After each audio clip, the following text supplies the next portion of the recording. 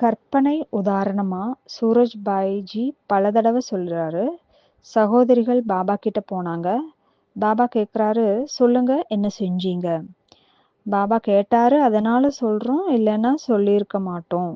சகோதரி அவர்கள் சொல்றாங்க, பாபா இவ்ளோ சென்டர்ஸ், இவ்ளோ குமார், இவ்ளோ குமாரிகள், கன்யாஸ் வந்திருக்காங்க. வேற என்ன செஞ்சீங்க?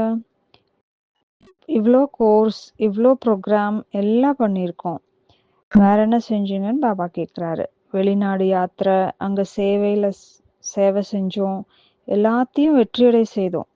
இதெல்லாம் முடிஞ்சதுக்கு அப்புறம் பாபா சொல்றாரு, குழந்தை, இதெல்லாம் நான் தானே செஞ்சிட்டு இருந்தேன், நீ என்ன செஞ்ச? இதெல்லாம் நான் செஞ்சிட்டு இருந்தேன், நீ ஏதாவது செஞ்சியா? ஒருவேளை அவர் கொடுத்த சக்திகளை எல்லாம் திரும்ப எடுத்துட்டாருன்னா நம்ம கீழே விழுந்துடுவோம்.